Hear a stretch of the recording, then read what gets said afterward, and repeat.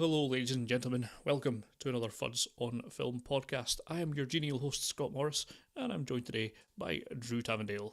Buenas noches. Yes, Craig, unfortunately, still on a land without internet, so we're trying to get him back. We're trying to recover him, but so far, no luck. So, yes, you're stuck with us as we plough our way through what we have done and seen so far this month. So, just 4 to get through, but that's no reason why we shouldn't just crack straight on in with Lucknow Central. And Drew, you are going to tell us about that under pain of death. This seems an extreme threat. Given I was entirely ready to volunteer the information, but I'm trying to ramp up the stakes. The only problem is I've nowhere left to go after this. Just slightly frightened now. You should be. Maybe I'll just talk about this film and then think about improving my personal security later on.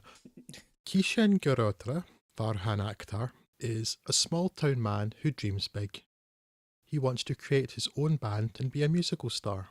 Certainly, he has the musical talent, but he feels he is punished for daring to dream so high when he is wrongfully convicted of the death of a high-ranking Indian civil servant and is sentenced to life in prison. Tough break, but things get even worse when the murder victim's family successfully appeals against his sentence and Kishen is sent to the maximum security Lucknow Central prison to await execution. Before his transfer though, Kishen crosses paths with Gayatri Kashyap, Diana Pente, a prison's administrator, reformer, charity worker. Maybe I missed something at the beginning, but I'll be honest, I have no idea what this woman's job is, or was, as it does seem to change at some point. Are you any wiser, Scott? It seemed as though she was starting off as some sort of prison inspector, but then it's somehow transformed into public relations, maybe? I'm not sure. Yes. And then I read a review somewhere, and it may have been in an English language Indian newspaper, that said she worked for an NGO, and really? Well then how can she be fired and then be in employment? Anyway, this woman works in something to do with prisons. And Kishen meets her. This woman is there. Yes. Yes, but anyway, Gayatri has been charged by the state governor with forming a band in Lucknow Central that will compete in the annual prison band competition, and Kishen has promised to be her first volunteer and to help find other band members. This turns out to be considerably more difficult than Kishen expected, especially since his welcome to the prison consists firstly of Ronit Roy's jailer pretending to hang him, and then inadvertently making an enemy of Tilak Dare, Mana Vij, the boss amongst the prison's population. Eventually, though, he begins to earn respect and make friends, and starts to recruit band members. An interesting assortment of characters they are too.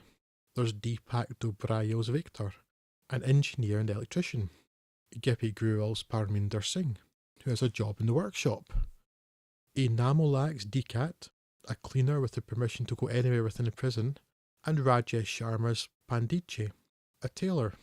Almost like the group of people you might find useful if you were, say, intending to use the concert as cover for an escape. Allegedly based on a true story, the story of a prison band going viral and becoming popular, certainly. I suspect the escape and ending less so. Ranjit Tiwari's Hindi language film, from a script by the director and Asim Arora, feels almost like two films. The first is a quite dark drama, with police torture, prison brutality, and the coercion of Kishen by Tilak Dare to murder his rival. In this same half of the story are attempts by Gayatri to prove Kishen's innocence, and the difficulties and idiosyncrasies of the Indian legal system. Alongside this is a story of friendship, self-realisation and the fulfilment of one's dreams, in whichever manner that one can, accompanied by a couple of musical numbers and a few musical training montages, with attendant comedy and, at times, farce, while trying to outwit the canny and suspicious prison superintendent. As such, Lucknow Central ends up like something of a cut and shut between the Shawshank Redemption and Jailhouse Rock, and though it suffers from the melding of two such different takes in prison, it doesn't do so to quite the extent that you might expect. While the tonal shifts can be jarring, the ending is marred by sentimentality and the blatant eBay advert halfway through nearly breaks the film's momentum. It builds up enough goodwill, thanks in large part to the supporting cast, for those sins to be largely forgiven and for it, in the end, to be a decently entertaining film. It's possible that, were this an English language film, that I might not be so forgiving. and that the relative novelty of seeing such a story set in Uttar Pradesh in India, and not the UK or USA, means it gets a pass for some of its flaws where otherwise it might not. But even if that is the case, is set in Uttar Pradesh, and the unfamiliar setting alone is interesting. While, unlike another Indian film, Dangle, that we talked about a few months back, the music doesn't do a great deal for me. As an aside, I have seen this described as a musical in a few places. Ignore this, as a film about a band that sees them perform 2 songs does not a musical make.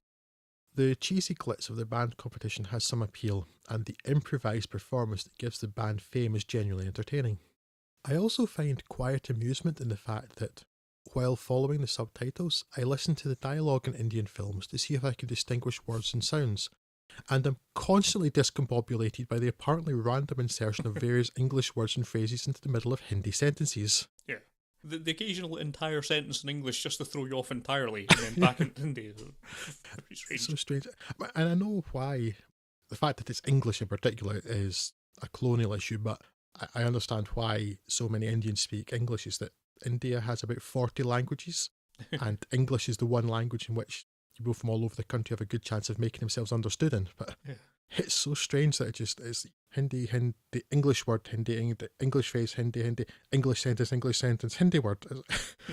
A mild recommendation for me, but worth checking out for something a little different.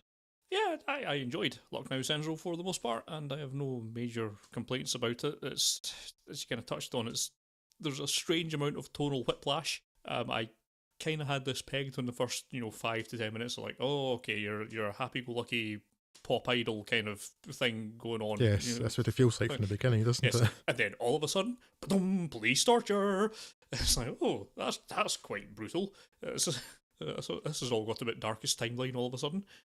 That doesn't really affect my enjoyment of the film somehow, but it seems like it should. It seems like it's something that should bother me, but I guess it just doesn't. Whether this is, as we mentioned on previous podcasts, I don't have that much experience with Indian cinema. Is this common? Is this the sort of thing that just happens? Because it kind of went that way a few places in Dangle as well, so I'm not sure if this just comes with the territory or if it's endemic to this film. But at any rate, it didn't really bother me, and it kept me entertained quite well throughout.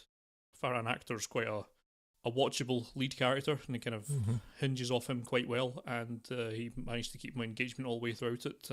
Some very interesting supporting roles. The jailer, again, a little bit of whiplash because he's introduced to doing that terrifying, fake hanging scene. Yeah, but then after that, he just seems like competent and suspicious, as he should be. As though it was like a different character all of a sudden. I'm not sure. Anyway, there's some elements in here that don't quite tie together when you stop to think about it. But yeah, the film itself I enjoyed quite a lot, and yeah, kept my interest all the way through. It's 2 hours and a bit. It's almost 2.5 hours actually, but I would say that it didn't particularly feel quite so long. No, bombed along at a good old pace for me. I didn't feel like it was dragging at any point, so that's a benefit to it. This has been a drum I've been beating for a long time, but particularly in recent episodes I've noticed that unnecessarily long running times have been a real bugbear of mine. Yeah. And so I was a little concerned about this because even just from what I read about it before watching it, it seemed it's a fairly light premise, and I think this is largely anecdotal, but the impression I get is that Indian films tend to be quite long.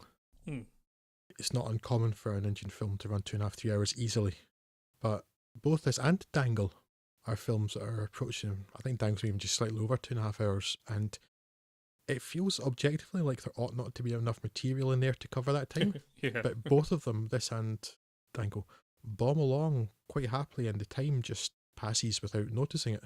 Yeah, just checking another film that was on my list, Toilet, a film about toilets. India's 155 minutes, so yeah, it just seems to be endemic.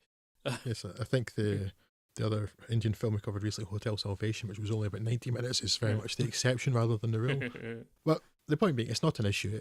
I was a bit concerned, particularly as even just from the beginning, like you say, Scott, it felt like I was going down some sort of pop idol road, something like our X Factor road, and I'm like, 2.5 hours of that could be a stretch. It's like, but there's a very sudden hard right.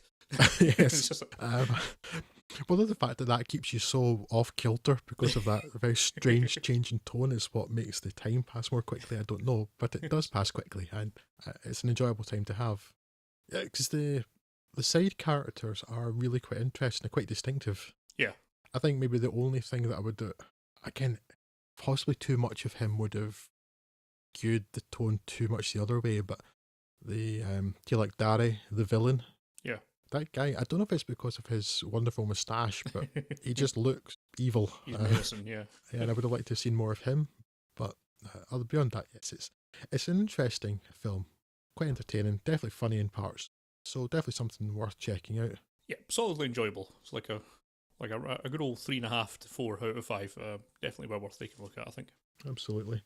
So we're going to move on from this strangely toned Indian film to something that would make you think it's meant to be spooky, Scott. A ghost story.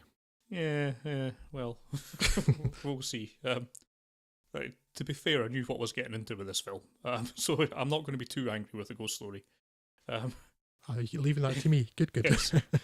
Casey Affleck's C and Rooney Mara's M appear to be a happy enough couple in their new home, but tragedy visits them when C is killed in a car crash. Rather than step into the light, however, C chooses to remain on this earth as a ghost and watch over his widow. A ghost, in this case, in the lazy Halloween costume sense, as in a white bedsheet draped over him with two eyes drawn in with felt-tip pens kind of deal. C watches, dispassionately, probably, as M struggles to come to terms with her loss and eats a pie. Then she moves out, and a charming young family move in, and the exuberance of the kids presumably leading C to start poltergeisting to scare them off. More people move in, and we're treated to some dude ranting about time diminishing, all that, if studied for a few years, could be described as sophomoric. Then the house is demolished, and time repeats itself, and the film ends. Cue scratching of heads, mild befuddlement, and an almost immediate filing of this into your brain's forget me cue. The IMDb summary describes David Lowry's film thus: in this singular exploration of legacy, love, loss, and the enormity of existence, a recently deceased white-sheeted ghost returns to his suburban home to try to reconnect with his bereft wife.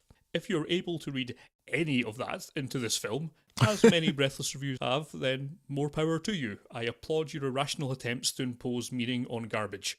For us schmucks out here in reality land, this is a unique combination of the extreme boredom and the laughable.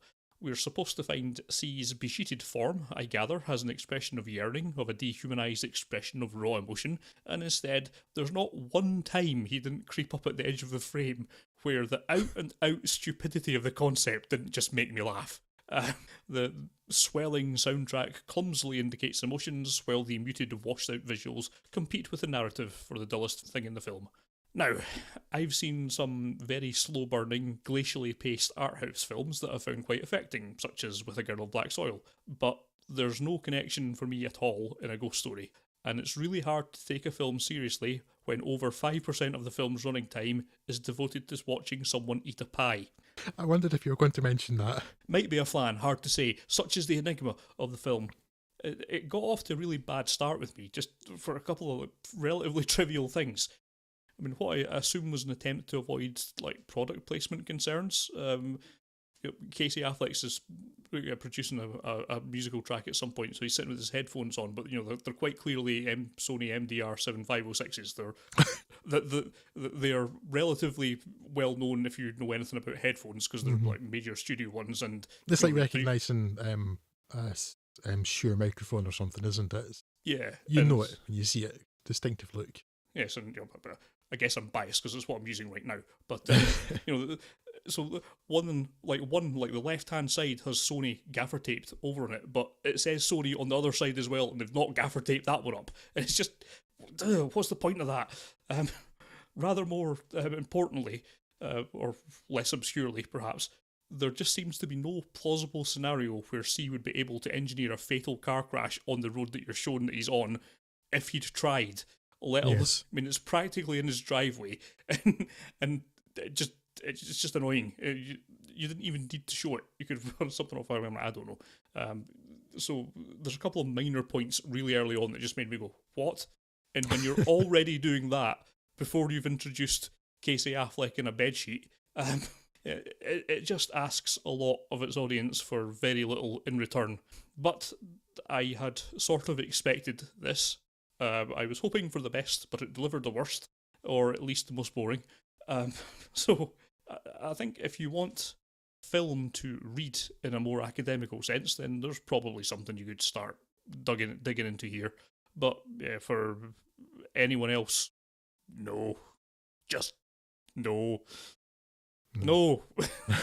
Yes, I had no expectations of this because I hadn't heard of this until you said, I've watched this film, or I've got this film, I'm going to watch it for the podcast.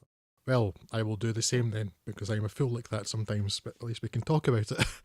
And I watched it. And to be honest, for a 90-minute film, it's possibly the only 90-minute film I've ever had to watch in shifts.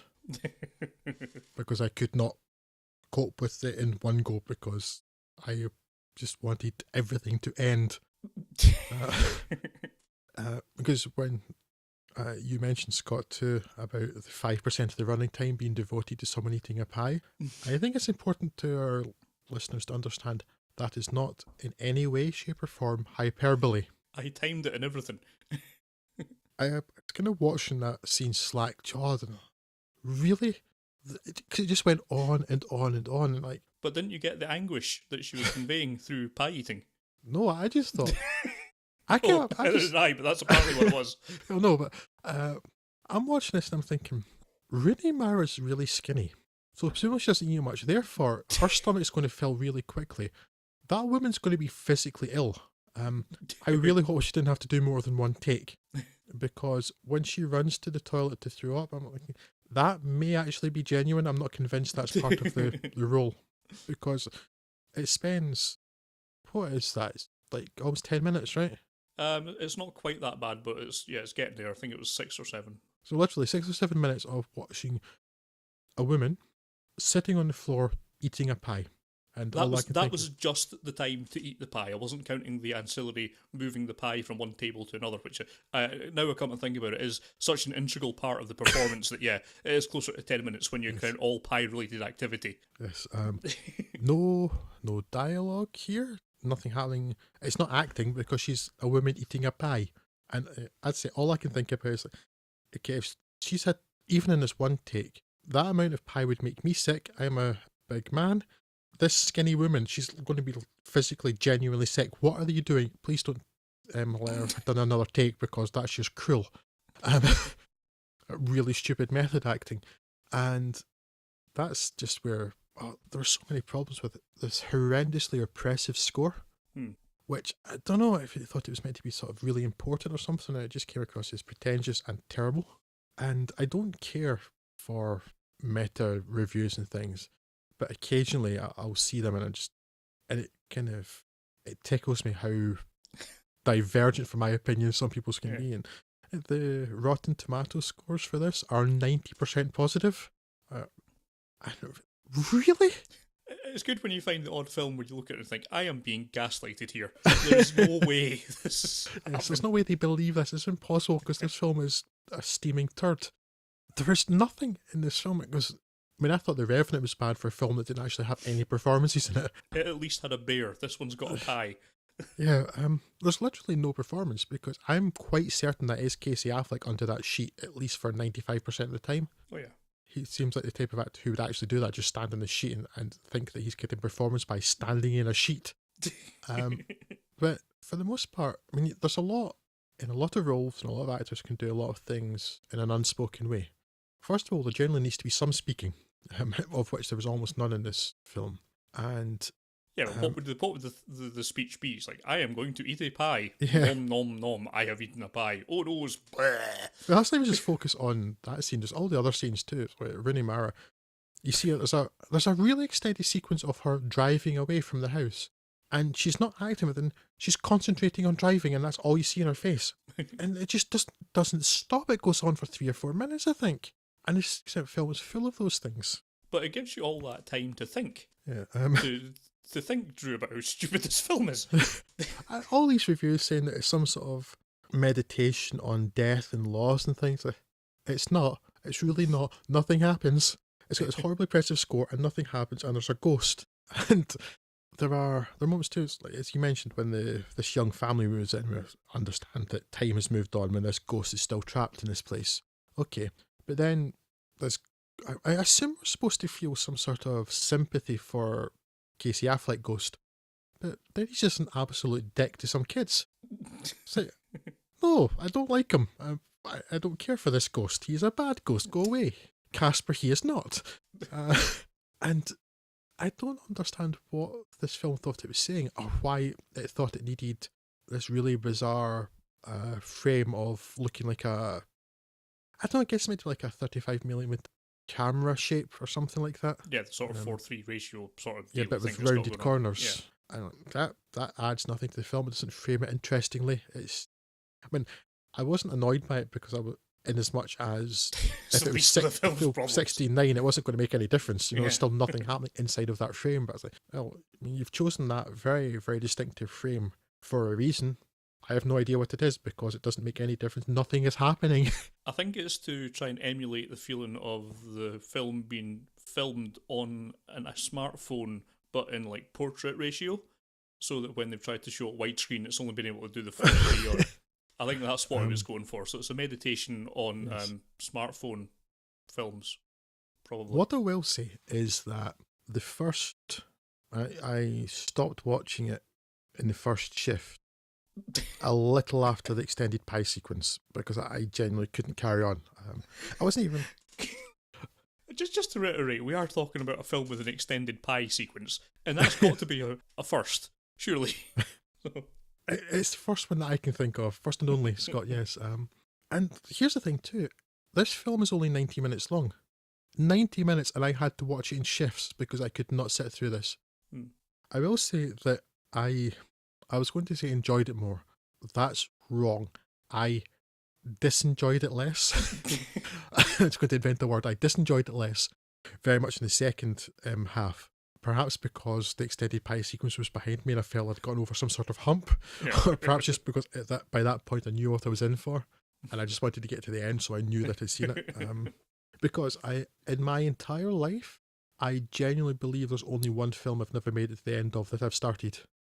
For reasons of trivia, that was Casino Royale, you know, the crap one with David Niven and Woody Allen, after which I took out of the DVD player after 13 minutes and sent back to Love Film. It's like, yes, I've got the full flavour of this, thank you. Yes. But other than that one film, in my entire life, I have never not made it to the end of a film I've started, so I felt I needed to get to the end of this. But oh, crikey, was that a struggle. It's the longest 90 minutes I've ever spent, I think.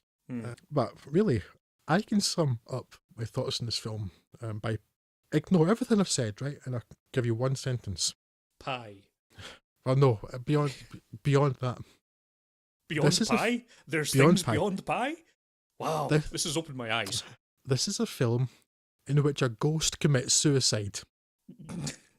This is possibly the stupidest thing I've ever seen. So, does that make him some sort of extra concentrated ghost? Who can say? Does he become Ghosty Plus? Yes. So, I mean, there are good reasons to like Casey Affleck and Rooney Mara for their acting in plenty of other films, and you might be tempted by that. That's interesting, but don't do it to yourself. Avoid this film. It is a bad film. It is the worst of films. If anyone out there has already seen this and liked it, tell us why. give us some idea of what's wrong with you, and if you need help, we'll listen and we'll get in contact with the authorities if needs be. You know, and we're here for you. Yes. So A+ must watch. So just to keep the death theme going, I suppose, let's move it straight onwards to the Death of Stalin. And Drew, it's absolutely imperative. I mean, your life and indeed all of our lives depend upon you telling us about this film. So no pressure then. Keep talking or the bomb goes off. In a dystopian, totalitarian state, a fabled, all-powerful dictator has just died. While he industrialised his nation, increased the literacy of his people, and made his state a global power, his subjects lived in perpetual fear. Children informed on their parents, death squads rounded up and disposed of unwanted people, often for the most minor of reasons, and he was responsible for more than 20 million deaths.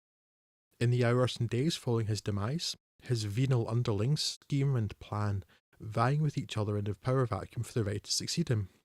Torture, rape, imprisonment without trial, that is, summary execution, all part of the day-to-day in this corrupt and dangerous empire. Not, one would imagine, the most obvious or fertile ground from which to grow comedy. Leave it then to Armando Iannucci, creator of The Thick of It in the Loop and Veep, to use this setting to harvest a crop of blackly comic, deeply biting satire. The situation I outlined is, of course, not fanciful. It is not some bleak literary future, but rather is the past. The Soviet Union, in fact, in 1953, in the days following the death of Joseph Stalin.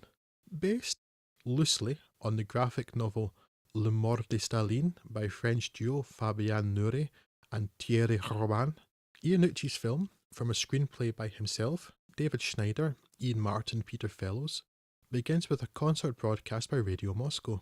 After the concert is over, Paddy Considine's producer has a phone call with Stalin, played by Adrian McLaughlin, who enjoyed the music and wants a recording of the concert. Tricky that, since no recording was made. Considine closes the doors to stop the remnants of the audience leaving, drags people off of the streets and a replacement conductor out of his bed, and even bribes one of the musicians to stay, all in order to play the whole concert again. You don't say no to Stalin. It's a delightfully absurd opening that also sets up very well the thrall in which Stalin holds the country, and the stakes. The next day, Stalin is found almost dead, lying in his office in a puddle of piss, and the Central Committee members, including Nikita Khrushchev, Steve Buscemi, Georgy Malenkov, Jeffrey Tambor, Lavrenti Beria, Simon Russell Beale, and Vyacheslav Molotov, Michael Palin, must navigate the minefields of Stalin's illness, exacerbated by the fact Stalin had all of the best doctors purged for being intellectual subversives, so only the incompetent ones remain, and, following his death, the election of a new leader. The spectacular cast of characters continue to try to gain the upper hand on their opponents, with varying degrees of success, from the scheming and competent Khrushchev and Beria, the vain buffoon Malenkov, and the feckless, faithless Molotov, whose allegiance changes as often as the wind, and who will throw anyone and everyone under the bus if it helps him to survive. Secondary characters include Stalin's perpetually inebriated son Vasily, Rupert Friend, Olga Kurilenko's Stalin-hating pianist Maria Yudina, and Jason Isaac's great turn, by way of Sheffield, as the legendary Soviet hero Marshal Zhukov. All of their various schemes and plots come to a head when the laughter conspicuously and deliberately ceases, and we see the end point of the committee's machinations. The first thing to say is that this film is, in many parts, funny. Very funny. But I felt deeply, deeply uncomfortable laughing at much of the death of Stalin. I've always found it a strange thing that neither Stalin nor Mao Zedong have ever been held in quite the same contempt as Adolf Hitler, despite both being responsible for more, in Mao's case vastly so, deaths than the Austrian. While nothing is off limits for comedy, though other concerns like common sense or decency ought to put a brake on it at times, not everything is well served by the comedic approach. Hitler has certainly been a figure of fun before, lampooning his image is a good way of lessening his power, but I, and am happily to be corrected, can't think of a time when a satire sent up of Hitler was mixed with the actualities of the crimes that his regime perpetrated. Things are very different in the death of Stalin, where the bickering and buffoonery of the Central Council is constantly rubbing shoulders with the death squads, political cleansing, torture, and joyful boasts about multiple rapes. On occasion it works, either through a joke breaking the tension and bringing a welcome sense of relief, or that juxtaposition of evil with vanity, ambition, and incompetency. The performances are almost uniformly excellent. A notable exception is Andrea Riseborough as Svetlana, Stalin's daughter, whose somewhat underwhelming performance is compounded by the fact that her character is neither interesting nor funny enough. Indeed, female characters, of which there are only a smattering, don't get much of a look in here at all.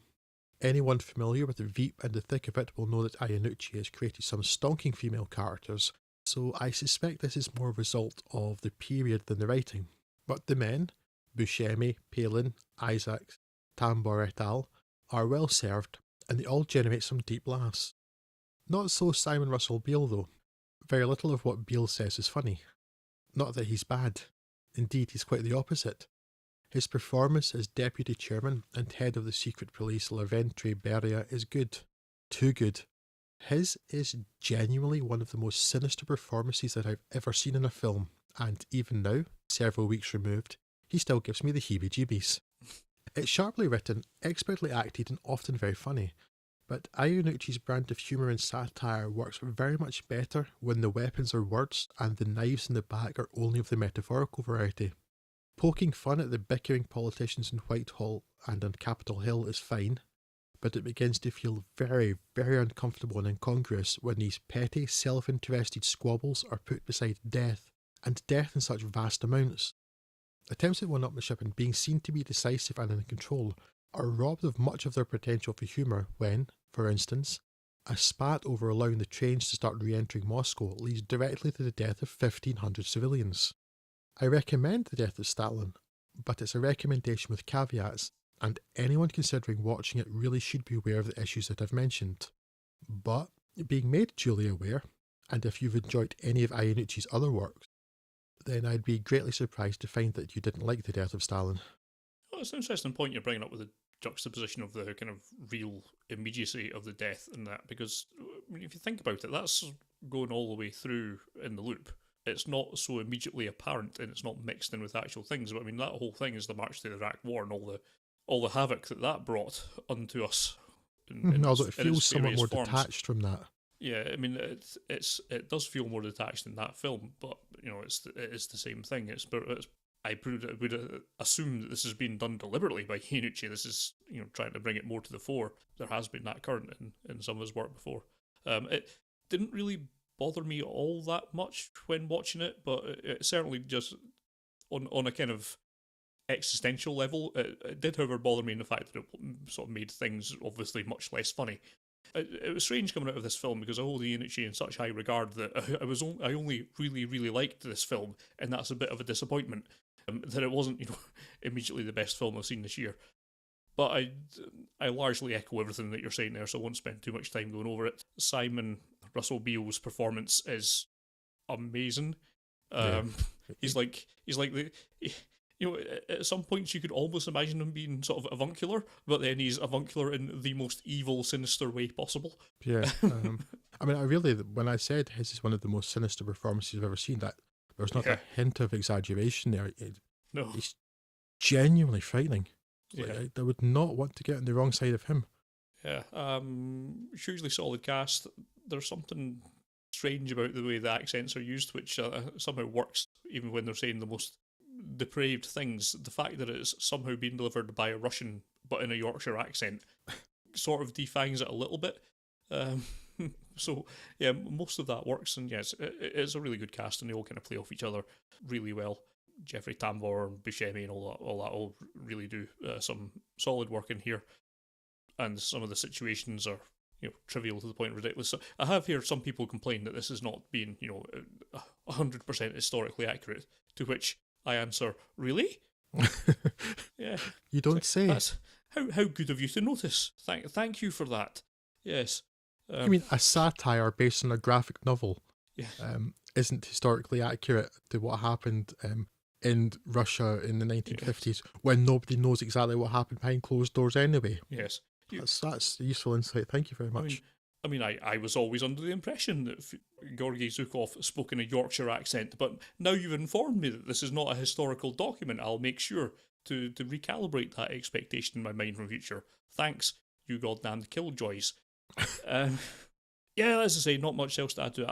I really enjoyed this. I found it very good. It's a very enjoyable film, and it's tough, perhaps, to give it the same sort of blanket recommendation that you could give to something like In the Loop, where the only really offensive thing is the language, whereas this, it's the language and the actions. Although, I'm talking of language, In the Loop was full of great lines that you really wanted to use in the conversation as much as possible. The Death of Stalin's great line isn't actually anything like as dirty as that. I'm trying to work the phrase clattering fannies into every conversation I can now. It tickled me so much. Well worth catching up on. I assume this is now out of cinemas, but yeah, as soon as this becomes available on home formats, give this a look in if you haven't done so already. Indeed. So then, Scott, Hammer of the Gods and people coming from the land of ice and snow and such like. Bit of Thor. They come from a land down under. No, that's meant to work, isn't it? Thor Ragnarok. It's rare that a series gets better as the number of installments goes up, but there's a solid case for this happening with the Thor films. Kenneth Branagh's original took a few risks with the then not fully nailed down Marvel formula, and while I appreciate the effort, it didn't quite land for me. Thor 2, Thor Harder, hewed a bit closer to type, and while I recall enjoying it more, I can recall almost nothing else about the film. Enter Thor Ragnarok, with Marvel's random director generator landing on the splendid New Zealander Taika Waititi. First known to me as part of the driving force of the excellent Flight of the Conchords, me and you, I think, caught his 2010 film Boy on the festival circuit, and found it to be a delightful experience. I think, if I recall correctly, you saw it with me now. I'm not sure that I know that. I mean, the Taika Waititi film that I'm most familiar with is What We Do in the Shadows, which I watched again last week, and it's still as funny as it ever was. Right, okay. I'm not sure I know. I could have sworn you was with me. It was back when we were doing the Edinburgh Festival circuit. I did notice that it got a re-release, or possibly just a release, in the cinemas just off the back of this, or perhaps a little bit before it. If you've not seen that one, incidentally, I heartily recommend Boy. It's a fantastic film. What We Do in the Shadows is a great idea for a comedy film, but it never really landed. I think I've only watched about 45 minutes of it, and it does actually after that. About halfway, it does run out of ideas a bit. I noticed that the last time. Yeah, about the halfway point, it seems to run out of ideas a bit, but it's still quite funny. Sort of a mockumentary about vampires living in Wellington. Yeah. It's a tremendous idea, and there's parts of it that were really good, but I think overall made for a better trailer than a film. I've not yet caught up with Hunt for the Wilder People, but which is one of the Netflix specials, which has been very well regarded. I will definitely get to that at some point. Yes, I've been trying to get catch up with that too for the same reason. It seems to have been particularly well regarded. Yes. So I'd like to catch up with that. However, we're not here to discuss his career just yet, although I'm hoping time we'll get to that for a podcast episode. But to the matter at hand, Thor Ragnarok. This picks up probably from the events of the last Thor film, or maybe an Avengers film, or something. At this point, I've lost track and don't care. It does pick up Thor's on Earth. So I know the Thor 2 ended with Odin being imprisoned and Loki pretending to be Odin and pretending that he himself was dead. I'm not quite sure how the beginning ties in with where Thor was at some other point. Yeah, and at any rate, it's not actually important because before long, Thor just shows up. Thor, of course, Chris Hemsworth, figures out that Tom Hiddleston's Loki is on the throne of Asgard, pretending to be Odin. Anthony Hopkins, as always. Exposing this lie, he drags his brother back to Earth to track down a dying Odin, but while they're off having a chinwag with Doctor Strange, Asgard's assaulted by Odin's firstborn daughter and goddess of death, Hela, played by Cate Blanchett, who crushes all that stand in her way, raising an army of the undead, while Idris Elba's Heimdall tries to protect as many refugees from the onslaught as possible out in the countryside. Thor and Loki's attempt at stopping her is swiftly rebuffed, and a tactical retreat goes awry when they're hurled through space to land on a strange planet, Sakaar, governed by a strange ruler, the Grand Master, an exceptional Jeff Goldblum. Thor is captured by a scavenger that turns out to be a fellow Asgardian, eventually unveiled as Valkyrie, played by Tessa Thompson, and he's forced to compete in gladiatorial games, while Loki manages to weasel his way into the Grand Master's confidence. Thor's surprised to find that his first fight is against Bruce Banner's emerald alter ego Hulk, Mark Ruffalo, and to cut the narrative a bit short, he hopes that he can convince them aforementioned people to team up, escape the planet, and destroy Hela by any means necessary. Thor has very much the potential to be Marvel's version of Superman, which is to say an boring, all-powerful dude that so outmatches his foes that there's no drama to be had. To varying degrees that happened in the previous films, but the real pleasure of his character arc is that Marvel has finally allowed Hemsworth to cut loose and try and be funny, and he succeeds greatly here, matching perfectly with Waititi's brand of comedy. And I suppose you'll know if this film's for you in the first 5 minutes as Thor faces off against the fire demon suitor, voiced by Clancy Brown, with dialogue and comic timing that, multi-million CG aside, could have come straight from Flight of the Conchords. That bit when he's just spinning around on the chains, that cracked me up right from the beginning. Waititi does an excellent job of combining the action with the comedy, even allowing a few moments of character development. in this gloriously silly comedy that's somehow more meaningful than anything that happened in the apparently serious Civil War film. There's not much wrong with this film at all, really. Blanchett's shown as a great threat well enough, but it's tough to care all that much about her or her motivations. And there's a hint that the film would much rather just be having madcap adventures and moments of inventive, funny dialogue, rather than have anything to do with a threat at all. Yeah, Blanchett, or Blanchett, as I do not like Kate Blanchett at all. Ooh, I don't think sick she's burn. good. Kate Blanchett is here very much. She's not quite as joyless as, for instance, Lee Pace in the original Guardians of the Galaxy, but she is very much another villain of the week style character in a Marvel film, and they're so boring. Yeah. Likewise, Carl Urban is Hela's somewhat reluctant sidekick, doesn't have all that much to do, but to his credit, he does it as well as anyone could. Yes, it's fun. Yeah. But the positives. Oh my, the positives. I could simply stop at the assertion that this is the single funniest film I've seen this year, and actually I more or less will.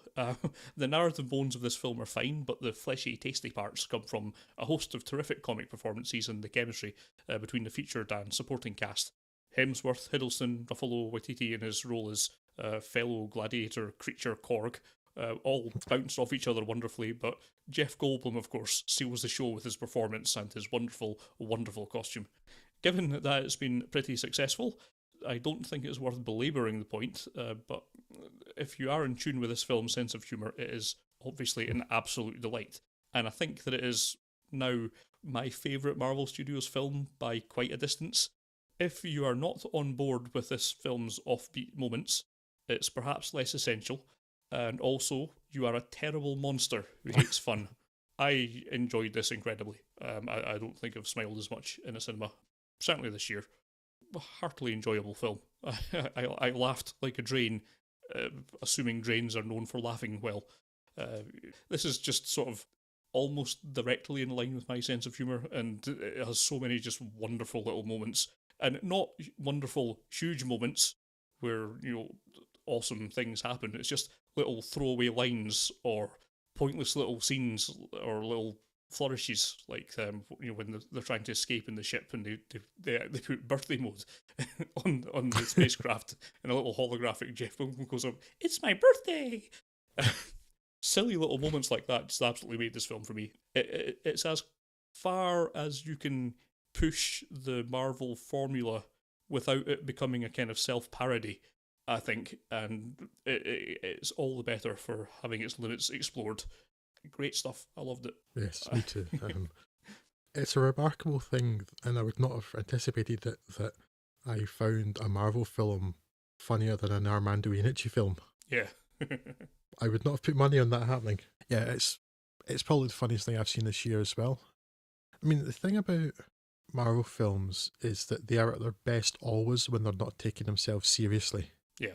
And this doesn't take itself seriously at all, apart from points. Basically, anything to do with Kate Blanchett's character is really boring. Yeah. You've got this character who's for some reason vastly more powerful than Thor and Odin because of quick look over there, something shiny. Because of narrative imperative. Yes. Dramatic convenience. Yes. And really, and I know I don't like her, it's maybe part of that, but she seems to be the only person in this film who doesn't get this film. Yeah. Everybody else is having so much fun and understands it perfectly. Yeah. And she just seems to be taking it seriously.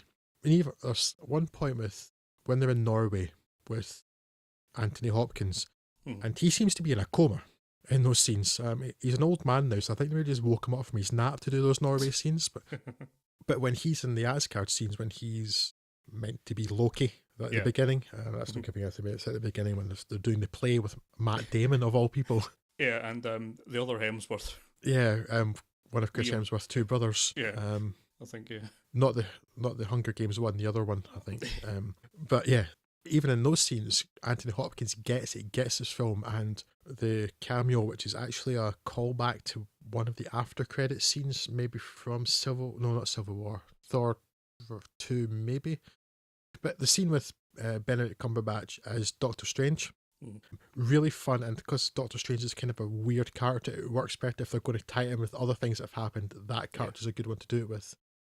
but strange that it's a callback to one of the after a mid-credit scenes from one of the earlier films.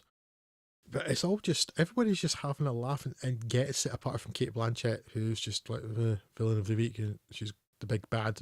It's so boring. And I would exchange every single second of Kate Blanchett's screen time for a minute more of, even just like 1 minute more in total of Jeff Goldblum. Yes. Because Jeff Goldblum is awesome. Really, it's the only real issue I have with the film, apart from Kate Blanchett, is that there's not enough Jeff Goldblum. Yeah. And apparently, I don't keep up with these things, apparently that character is the brother of Benicio del Toro's Grandmaster. No, he's a Grandmaster. Benicio del Toro's collector. They're brothers, apparently. It feels like there should be some sort of web series between the two of them. 5-minute web shorts that could be really entertaining. Yeah. So I'm hoping they do something like that. When they're not taking themselves seriously, they're so fun, and this doesn't take itself seriously at all.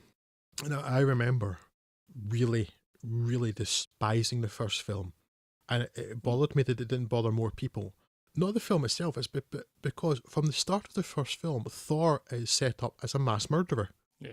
And it's like, did nobody else see the same film that I did? He just walked into another country and killed a bunch of people, but apparently because he's this pretty guy and ostensibly the hero, that's okay. And like that always bothered me. And it's like, you're having continuity with this character then, so then I'm supposed to like this guy who has done these heinous crimes, but there's now been enough good stuff with Thor that I've kind of forgiven that. And by this point, Chris Hemsworth, who can act and looks really good and has really good comic timing, and I hate Chris Hemsworth. He's the worst of people. It's just so funny. I say it from the start with that scene with the big Satan-like demon and the spinning of the chains. So funny. There are moments where it dipped a little for me. The insistence of Marvel on using green screen for everything, I get a real sort of ennui about that, and it's some sort of real location, natural light at some point. I mean, I know they're fantastical locations, so in Thor, maybe more than any other stuff, it doesn't matter quite so much. It's just, I find that kind of visually tiring. In this film, that's a really minor niggle, though. I would have liked to have seen more of Mark Ruffalo. I don't like the Hulk as a character, I don't think it's interesting. That said, pretty much every time I was getting really, really bored of the Hulk, then the Hulk would say something funny, and it kind of reset that timer. Yeah. Still, I would rather have seen more of Mark Ruffalo than this silly big green CGI monster thing. Yeah. Who, I'm not quite sure why people like the Hulk so much, because punching Loki is really entertaining because Tom Hiddleston's a terrible character. Tom Hiddleston's a terrible actor and Loki's a terrible character, but beyond that, it's like, yeah, it's a big monster. They're not interesting monsters, really. But those really, I'm nitpicking here because it was just so much fun. It was so much fun. And even like the small bits, like Taika Waititi's character Korg had me incredible. Tears. Yeah. That's the funniest side character I've seen in ages. Like, piss off, Ghost. And talking about New Doug and things, which will mean something to you if you've seen it. But it's like, there's just so many wee lines there that this minor character, you maybe think it's a bit egotistical that the director's given this role to himself, but he plays it so funnily that I would have loved to have seen more Korg as well. Really funny. Yeah. So, yeah, it's thoroughly recommended. I can see why people are having a bit weary of Marvel stuff, but I think this is probably the best Marvel film yet because it's just so damn funny. Yeah. I went back and watched some of the trailers yesterday, just out of interest. I think for once the UK trailers that I've seen have it nailed perfectly. I think it kind of captures the tone of what winds up being in the film. So if you like the UK trailers, you'll definitely like this. But I think I saw some from America where basically they've kind of cut out almost every bit of humour in it, and it's just action, action, action. And I can see maybe if you'd watched that and then went into this film, you might have been sold a dummy and be a bit maybe not quite expecting what you're going to get. So slight caveat, but I mean this film has been popular enough that I don't think a lot of warning is required from our point of view. But yeah, it's just a terrifically enjoyable film. I can't think why you wouldn't like it. And if you do, you're not allowed to play with us anymore. I'm not sure how Marvel are picking their directors. They go some very left field choices at times. Yeah. I mean, Thor started with a left field choice because I think comic book movie. I do not think Kenneth Branagh. Oh. Although my issues with the original Thor were more to do with story than necessarily the direction, so Yeah. it wasn't really his issue. But I hope that they don't just keep changing. If they give Taika Waititi another chance at something else in the Marvel universe, I think that could be quite fun. Yes. Thoroughly enjoyable film. I mean, I say that I'm getting weary of these. I have seen all of them, and that's the thing. For the most part, the Marvel films are generally at least competent. Yeah. I mean, perhaps you could criticize them a lot of the time for being very middle of the road, but they tend to navigate a line quite well of being generally at least decently entertaining, even if visually they can get a bit samey, and maybe you want them to at least try for something a bit edgier at times. Mm-hmm. But this one, it feels quite distinctive. It feels unlike pretty much any other film that they've done so far, and I like that, and it's so funny. Yeah, I mean, the closest I think they've done in tone previously would be the quirkier ends of Ant-Man that still had the sort of Edgar Wright influence on it before it got filed off. So if Ant-Man at its peak, at least as far as I was concerned, is sort of comparable to this, and it's to a degree the Spider-Man film what just came out there. Yeah, I mean, Spider-Man was really quite funny. Not as funny as I didn't find it as funny as a lot of other people seem to have found it, but it was still very funny. Visually, it was a bit bland, but it was entertaining, and I like Tom Holland a lot. But this one, nothing's come close to being as funny as this. Yes. Yeah, feedback from the Twitters. Due to, let's call it, scheduling errors, I forgot to ask if you had any thoughts about the films we were talking about today until just as we started recording. So only the one bit of feedback now, but from the ever reliable at Blake Wrights on Twitter, Perpetual Dumb Machine. Of course, I'm the host, podcast hosts, which I recommend, of course. He talks while we're talking about Thor. He says that Ragnarok has a good centre of funny character moments inside a hard candy shell, but it never meshes with emotion as deftly as Spider-Man Homecoming did, perhaps due to the main franchise struggle to move past the generic big baddies, but it's the best Thor thus far. So, I mean, obviously we liked it a bit more than you did, but at least, of course, we're still on the same liking end of the spectrum. Yes, I wouldn't really say it particularly had any emotional moments, and I welcome that, because trying to put emotional moments in a film like that suggests that it's trying to be serious, and that's not what you want it to do. No, enough of that, because that gives you Civil War, and Civil War is terrible. I guess I'm thinking maybe a couple of hints with the scenes with Hopkins in Norway, or fake Norway, whatever it was. But even if you find those distasteful, they're only there for at best a minute. So, and I blame I'm putting the blame for this entirely on Blake Wright. So he did this, not me. So, or to put it another way, bored sore before, I thank the third Thor and think there's more Thor to explore. I sorely look forward to see the Thor 4 encore Hulk War. Bad boy, dirty boy, in your bed. Yeah, so thanks very much for the feedback. If you want to get in touch with us, then please do so. Many ways to do that, but here are just three. Email, podcast@fudsonfilm. Twitter, @fudsonfilm. Facebook, facebook.com/fudsonfilm. They're the main three. There are other ones, but I'm not going to go into them. You'll just need to guess them. Yes, we'll be back in another 10 days or so when we're talking about some films. Ghibli films again, isn't it? Oh, goody. Oh, yes. You said that with lack of enthusiasm there, because I'm thinking, yes, Ghibli films. Whee! Anyway, I'm not quite sure where your lack of enthusiasm comes from. My intention was very much wee, but I am a little tired, so maybe it's taken the edge off my wee. But yes, I did mean wee in all of the positive connotations that wee has. Yes, we're going to coming back. Yeah, I don't want to think about that. We will be coming back to do the second half of our Studio Ghibli coverage with Isao Takahata and all of the rest of the people who aren't Hayao Miyazaki. Yes. I'm looking forward to that, because there's a bunch of lovely films in there. Yes, so stay tuned for that, and perhaps you'd like to watch along. So yes, if you want to watch, what's that, 12 Studio Ghibli films? Not all for the next podcast. The next podcast is just the Takahashi films. So yes, why not watch along with that? We'll give you the details on Twitter as to what we're doing.